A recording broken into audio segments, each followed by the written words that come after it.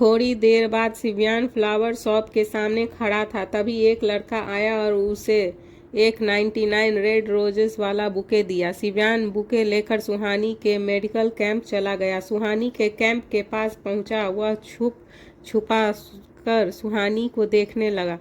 तभी उसने अपने कंधे पर किसी का हाथ महसूस हुआ। फिर उसने पीछे पलटकर देखा तो उसकी आंखें हैरानी से बड़ी हो गई। उसके सामने 4-6 हट्टे कट्टे गार्ड खड़े थे। फिर उसमें से एक गार्ड ने शिव्यान से पूछा, क्या तुम सुहानी मैडम को यह बुके देने आए हो? उसके पूछने पर उसने हाँ में सिर हिलाया। फिर वह सारे गार्ड शिव्यान को उठाकर जबरदस्ती जंगल में ले गए। जंगल में ले जाकर सभी गार्ड ने शिव्यान को चारों तरफ से घेर लिया। फिर गार्ड को देखते हुए शिव्यान ने कहा, क्या तुम जानते हो मैं कौन हूँ? उसकी बात का जवाब देते हुए उन गार्ड में से एक गार्ड, जो सभी का हेड लग रहा था और उसका नाम विष्णु था, फिर उसने उसे कहा, क्या तू जानता है कि मैं कौन हूँ? कि तू किसे प्रपोज करने जा रहा था? राघव राव उसकी होने वाली वाइफ है वो, और हम उनके आदमी हैं। यह सुनकर शिव्यान के पैरों तले जमीन खिसक गई और उसने सोचते हुए खुद से कहा, अगर इन्हें पता चला कि मैं कियान ओबरॉय का भाई हूँ तो ये मुझे वैसे ही मार डालेंगे। जैसे भी करके मुझे यहाँ से निकलना होगा। सुहानी के मामा ने जब राघव से सुहानी के शिमला जाने की बात की थी, तभी से राघव ने विष्णु और उसके कुछ और गार्ड को सुहानी पर नज़र रखने के लिए उसे शिमला भेज दिया। सुहानी के कैंप के आसपास रहकर ही विष्णु और उसके साथी सभी उन पर नज़र रखे हुए थे। फिर उन लोगों का ध्यान सुहानी को देख रहे शिव्यान पर गया। फिर विष्णु ने यह सारी बातें राघव को बता दी और राघव के इशारे पर ही आज विष्णु शिव्यान को जंगल में लेकर उसे मारने वाला था। तभी विष्णु ने शिव्यान से कहा, क्या हुआ? नाम सुनते ही सारी आशिकी निकल गई तेरी। विष्णु की बात सुनकर वह उसे देखकर स्माइल करते हुए बोला, आशिकों की आशिक निकालना इतना भी आसान नहीं है कि एक नाम सुनते ही निकल जाए। फिर उसने विष्णु को धमकी देते हुए आगे कहा, एक बात आज तू अच्छे से समझ ले, वो अगर मेरी नहीं हुई तो उस राघव की भी नहीं होगी। यह बोलकर वह मुस्कुराने लगा। विष्णु उसकी बातें सुन उसे शिकारी नज़रों से देखने लगा। फिर उसके एक इशारे पर सभी गार्ड शिव्यान पर टूट पड़े। यह देखकर शिव्यान भी सभी के ऊपर टूट पड़ा। यह विष्णु और उसके साथियों से फाइट कर रहा था। फाइट के दौरान शिव्यान को काफ़ी चोट आई, तो वहीं विष्णु और उसके आदमियों की भी हालत खराब थी। फिर जंगल में धीरे धीरे अंधेरा छाने लगा और शिव्यान ने लड़ते हुए खुद से कहा, बस एक बार अंधेरा हो जाए, फिर कैसे भी करके यहाँ से निकल कर भाई को सब बताऊंगा। शिव्यान उन सभी से लड़ते हुए थक गया था। अब उसकी स्ट्रेंथ धीरे धीरे कम हो रही थी, तो वहीं वे लोग भी काफ़ी ज़्यादा थक चुके थे। फिर मौका पाते ही वह उन सबकी नज़रों से गायब हो गया और वह सारे गार्ड और विष्णु शिव्यान को ढूंढने लग गए। वह उन सबकी नज़रों से बचकर वहां से निकल गया। फिर शिव्यान ने भागते हुए प्रणय को कॉल किया। फिर प्रणय ने उसका कॉल रिसीव नहीं किया। फिर शिव्यान जब फार्म हाउस पहुंचा तो वहां का नज़ारा देख उसकी आंखें फटी की फटी रह गई। आशीष और लक्ष्य एक लड़की के साथ जबरदस्ती कर रहे थे। उस लड़की की एज भी कम लग रहा था। अपने दोस्तों को उस लड़की के साथ जबरदस्ती करते देखकर उसे गुस्सा आ गया। फिर शिव्यान दोनों के पास गया और उन्हें धक्का देकर दोनों को उस लड़की से दूर किया। वह लड़की जल्दी से उठकर शिव्यान के पीछे छुप गई। फिर शिव्यान ने चारों तरफ देखा तो उसे वहां ढेर सारी शराब की बोतलें दिख रही थी। वहीं दूसरी तरफ प्रणय और करण ड्रिंक करके मदहोश थे। वहां क्या हो रहा है उन्हें इस चीज़ की कोई खबर नहीं थी। लक्ष्य और आशीष ने भी काफ़ी ज़्यादा ड्रिंक की हुई थी। वह दोनों भी अपने होश में नहीं थे, पर उसकी हालत कारण और प्रणय से बेहतर थी। फिर शिव्यान ने आशीष की कॉल पकड़ते हुए कहा, तू इतनी घटिया हरकत कर सकता है, मैंने कभी सोचा भी नहीं था। तभी लक्ष्य ने आशीष को उससे छुड़ाते हुए, तू गलत समझ रहा है। यह दो यह दो कौड़ी की लड़कियां इसे थप्पड़ मारा, हमें इसे इसकी औकात तो दिखानी ही पड़ेगी। यह सुनकर शिव्यान ने गुस्से में दोनों को एक एक पंच मारा और उन्हें धक्का देकर कहा, मेरे होते हुए तुम लोग इस लड़की को साथ ऐसा कुछ नहीं कर सकते। फिर शिव्यान ने उस लड़की की तरफ देखकर कहा, तुम जाओ यहाँ से।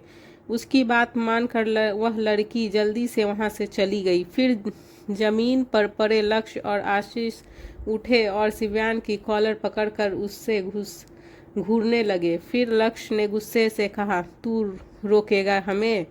तू कुछ नहीं कर सकता, तू सिर्फ अपने भाई के नाम के सहारे जीता है। तेरा खुद की कोई पहचान नहीं है, जब देखो तब भाई भाई भाई करते रहता है।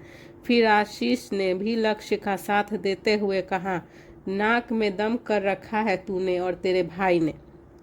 वह उन दोनों की बात सुनकर हैरान था। फिर आशीष ने अपनी बात को जारी रखते हुए आगे कहा, समझता क्या है तू कियान ओबरॉय खुद को मुंबई का किंग बनकर बैठा है। जिंदगी खराब कर दी है तेरे भाई ने हम लोगों की। उन दोनों की बातें सुनकर शिव्यान ने गुस्से से कहा, मैं कभी सोच भी नहीं सकता था कि तुम दोनों के मन में मेरे और मेरे भाई के लिए इतना जहर भरा है। अच्छा हुआ आज तूने नशे में सब बता दिया, अब देखना क्या होता है।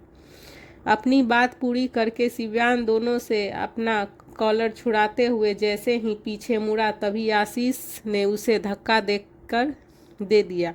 अचानक धक्का लगने से शिव्यान का सर टेबल से टकरा कर कोने से जा लगा। वह पहले से ही घायल था और फिर ऐसे सिर पर चोट लगने से वह खुद को संभाल नहीं पाया और बेहोश होकर नीचे गिर गया। अपनी अंध खुली नशीली आंखों से सब देख रहा प्रणय शिव्यान को देखकर जोर से चीखा और जल्दी से खुद को संभालते हुए उठकर उसके पास आ गया। फिर वह लक्ष्य और आशीष को देखते हुए बोला, ये क्या किया तुम दोनों ने? शिव्यान के सिर से खून बहता देख वो दोनों भी अपने होश में आ गए और डरते हुए बोले, कियान ओबरॉय को पता चला तो वह हमें जिंदा जला देगा।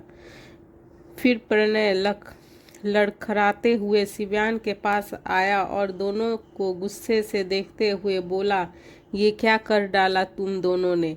डेविल अब किसी कियान की जान बसती है शिव्यान के अंदर।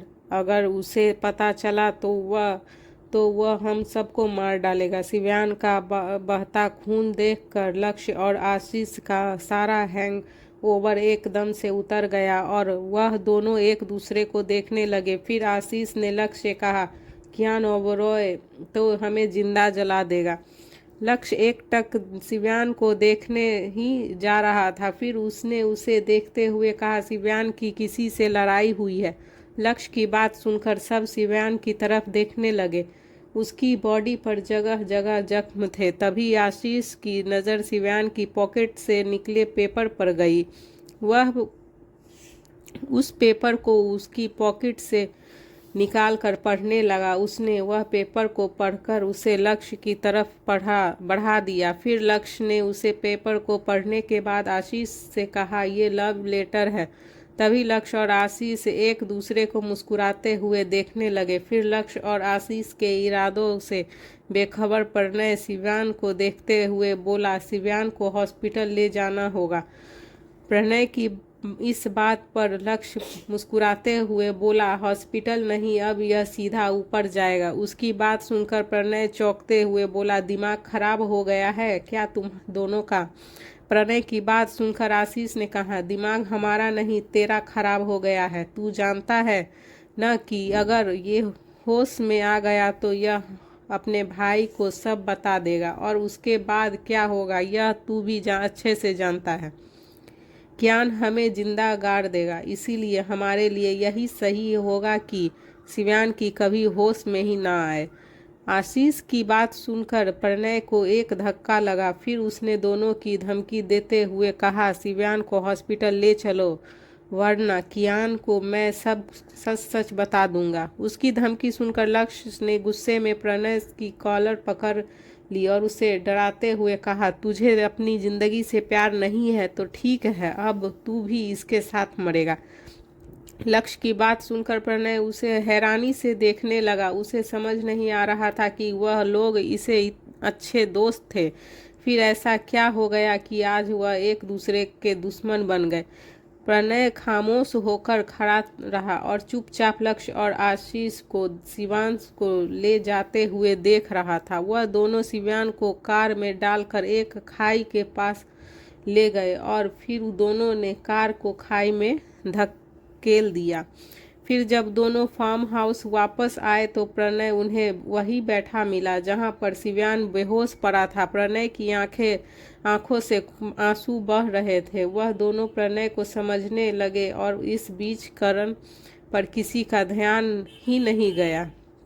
वहीं दूसरी तरफ यूएसए में कियान मीटिंग अटेंड करके काफ़ी थक गया। फिर वह सोने के लिए बेडरूम में बैठा कि तभी उसका फ़ोन रिंग हुआ। कियान ने कॉल अटेंड करके फ़ोन का पर रखा और दूसरी तरफ की बातें सुनने लगा। फिर फ़ोन पर बात करते हुए कियान के एक्सप्रेशन एकदम से बदल गए और उसकी आंखों में दर्द और गुस्सा साफ साफ दिखाई दे रहा था।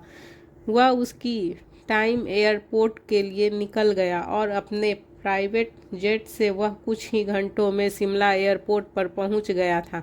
राहुल पहले से ही कियान को पिक करने के लिए एयरपोर्ट पर आया हुआ था।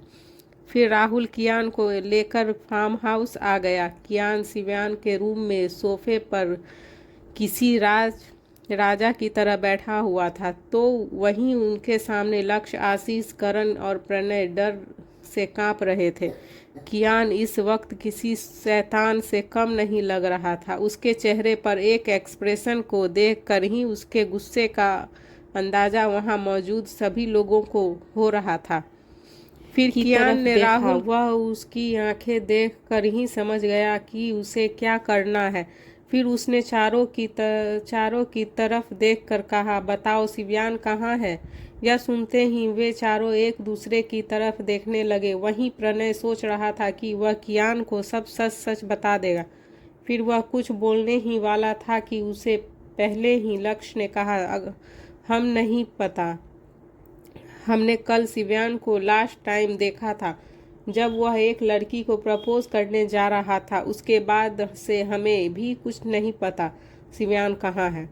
लक्ष्य अपने हर एक वर्ड को बहुत ही संभाल कर बोल रहा था। वह कियान को खुद के ऊपर शक करने का एक भी मौका नहीं देना चाहता था। तो वहीं जब लक्ष्य बोल रहा था तब वह तीनों उसे हैरानी से देख रहे थे।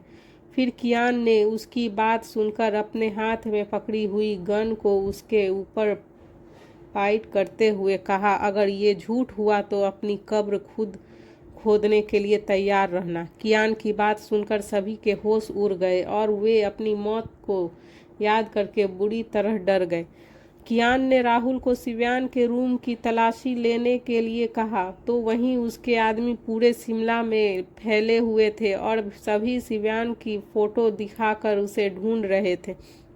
सुहानी भी अपने दोस्तों के साथ मिडनाइट ही मुंबई के लिए निकल चुकी थी। राहुल जब शिवान के रूम की तलाशी ले रहा था तभी उसे एक लेटर और स्केच बुक मिली। फिर वह दोनों चीज़ें लाकर राहुल ने कियान के सामने टेबल पर रखी। कियान लेटर उठाकर पढ़ने लगा। लेटर पढ़ते हुए उसकी आंखें गुस्से से भर गई और उसने लेटर को कसकर पकड़ लिया। फिर वह लेटर को वहीं टेबल पर रखकर स्केच बुक खोलकर देखने लगा। स्केच बुक के 2-3 पन्ने पलटते ही उसे सुहानी का स्केच दिखा। सुहानी के चेहरे का वह स्केच कियान की आंखों में चुभ रहा था। उसे देख ऐसा लग रहा था कि अगर वह इस दुनिया में सबसे ज़्यादा किसी से नफरत करता था तो वह यह चेहरा ही था।